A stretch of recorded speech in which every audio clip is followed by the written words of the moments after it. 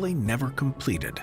Often called St. John the Unfinished, the church still lacks the southern transept and the towers that were called for in the original design. Yet in spite of this, the church is absolutely massive, coming in at a length of 183 meters, height of 54 meters, and surface area of about 11,000 square meters. Hey guys, we're coming out of the Gospel of Leviticus.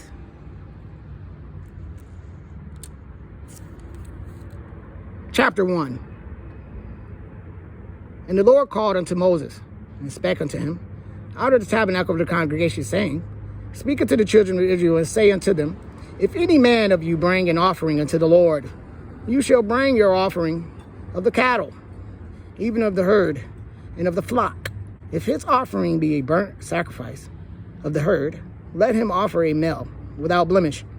He shall offer it of his own voluntary will at the door of the tabernacle of the congregation before the Lord. And he shall put his hand upon the head of the burnt offering, and it shall be accepted for him to make atonement for him. And he shall kill the bullock before the Lord, and the priest, Aaron's sons, shall bring the blood and sprinkle the blood round about upon the altar that is by the door of the tabernacle of the congregation. And he shall flay the burnt offering and cut it into his pieces.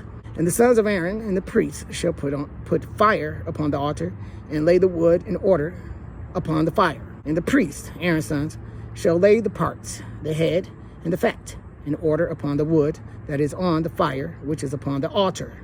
But his inwards and his legs shall he wash in water, and the priest shall burn all on the altar, to be a burnt sacrifice, an offering made by fire of a sweet savor unto the Lord. And if his offering be of the flocks, namely of the sheep, or of the goats, for a burnt sacrifice, he shall bring it a male without blemish, and he shall kill it on the side of the altar northward before the Lord.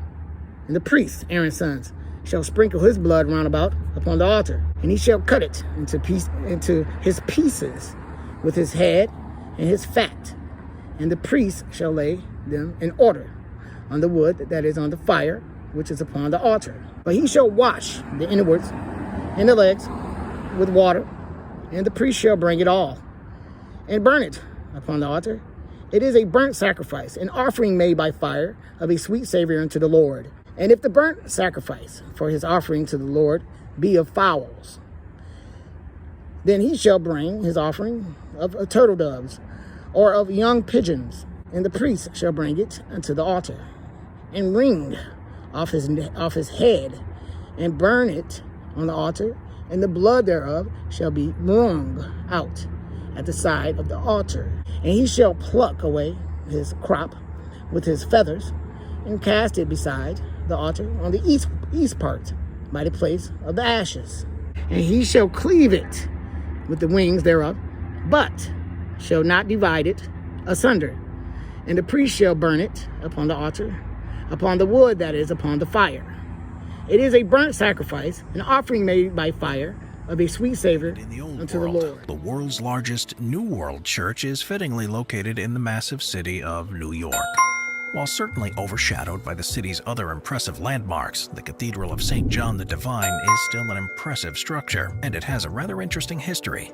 You see, in 1887, Henry Codman Potter, who was the Bishop of New York's Episcopal Diocese, called for the creation of a new cathedral that could rival the Catholic-owned St. Patrick's Cathedral in Manhattan. In 1889, construction of this new cathedral began in a Byzantine Romanesque style, although in 1909 the design shifted to a Gothic Revival style. Due to budget shortfalls, construction was very slow, and in 1941 the onset of World War II caused the construction to fully be put on hold, with construction not resuming until the 1980s. Yet a 2001 fire meant that much of the budget for the construction had to be diverted to a rebuild, and the end result was a cathedral that was simply never completed. Often called St. John the Unfinished, the church still lacks the southern transept and the towers that were called for in the original design. Yet in spite of this, the church is absolutely massive, coming in at a length of 183 meters, height of 54 meters, and surface area of about 11,000 square meters.